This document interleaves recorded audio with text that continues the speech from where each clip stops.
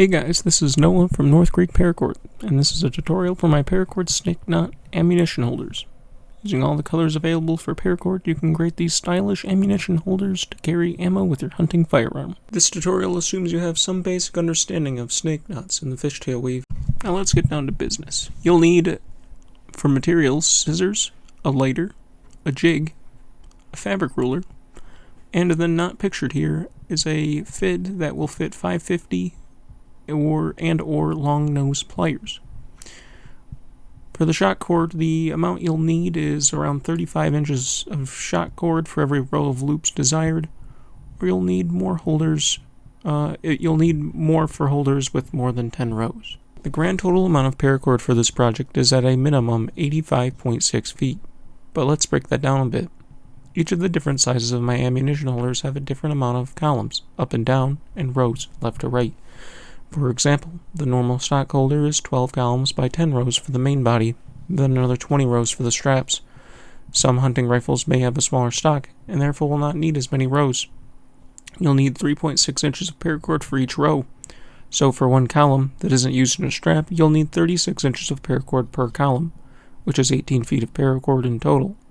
You can add an extra 8 inches or so of paracord to the end of each strand to finish tying the knots a little easier.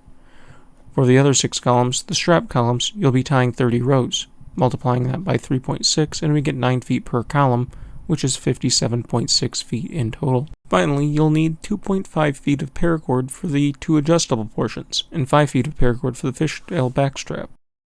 Next, we'll move on to the instructions. To start, tie some microcord around your jig to make a loop. We'll be tying the first row of snake knots around this cord. It'll be removed when you're finished. Don't worry too much about tightening each knot at first.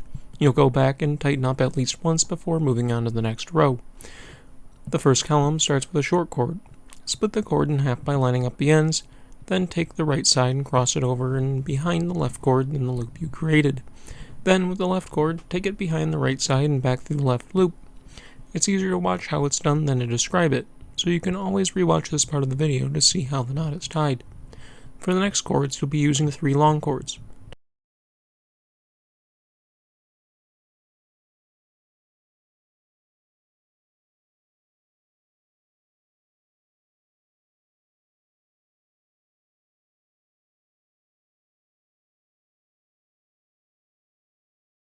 To tie a mated snake knot, before you start tying the second knot, you'll feed the right side of the second cord through the right side of the first knot, then proceed as normal.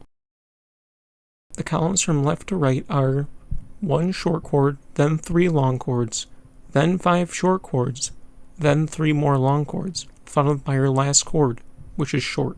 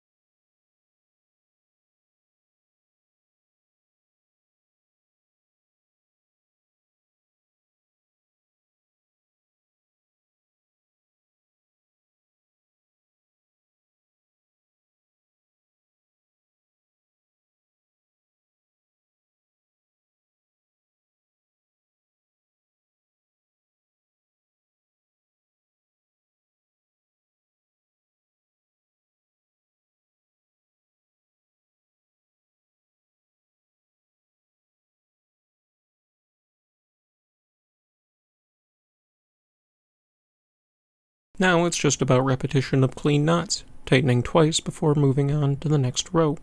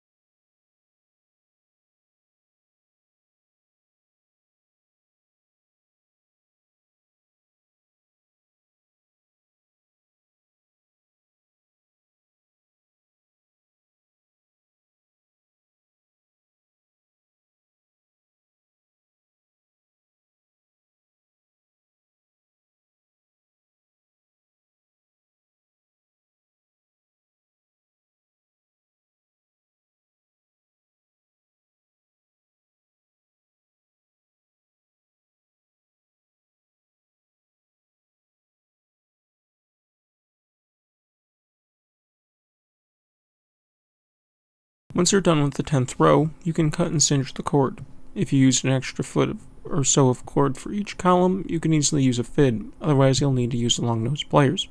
In the video you can see me pulling each cord back through every other row of snake knots. Then you'll need to continue on with the long cords to finish the straps.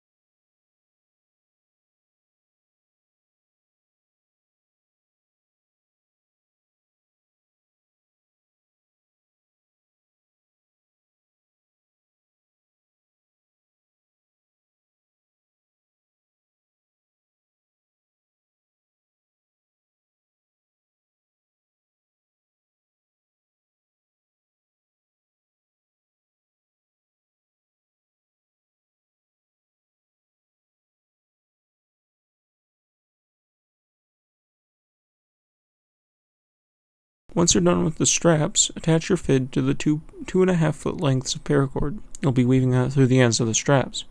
You should have a little more paracord on the right or inner side of the strap. Then, use your fid to weave the cords into the top loops of the snake knots. After you feed both sides through before tying the overhand knots and cinching, you should check for fit on your rifle stock.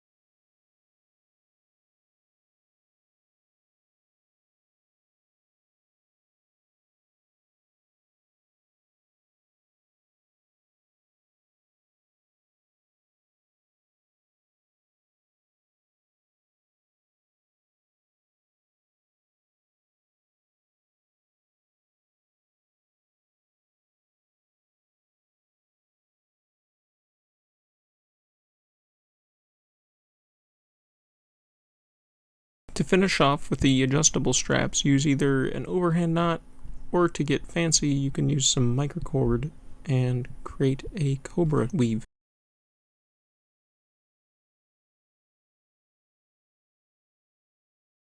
Once you're done with these straps and the adjustable strands, you can work on the shock cord loops. Take your shock cord and attach it to your fid. Pull it mostly all the way through one side. You want a decent length so you can tie your stopper knot, and you also want that stopper knot not to be on the inside of the holder.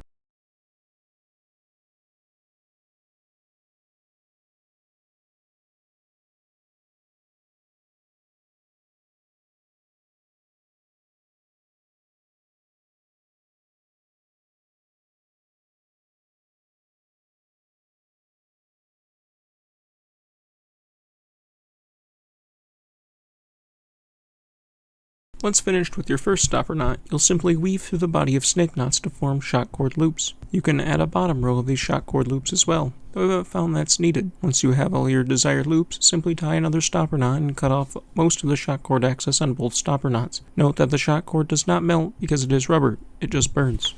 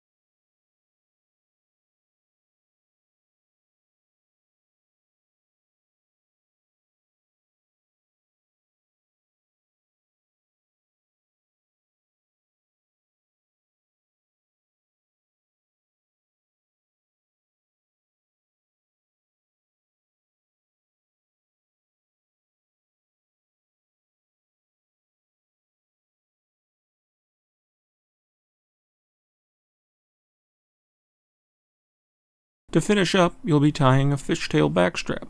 This is to retain the holder so that it doesn't slide off or down the stock. Larger holders need shorter backstraps. The holder we're making right now needs a 4-inch backstrap, while my larger ammunition holder needs only a 2-inch backstrap.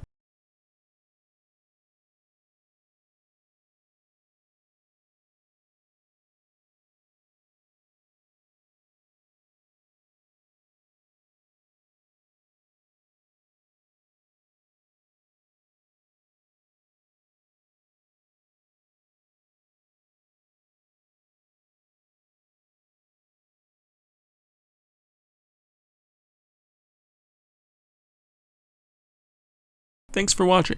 Also, I'd like to extend some gratitude for all the people that make tutorials for different crafts on the internet. This project has been a massive undertaking and has opened my eyes to the work involved in creating a tutorial. Thanks to anyone making tutorial content. While this is not my normal content, consider liking this video and subscribing to this YouTube channel.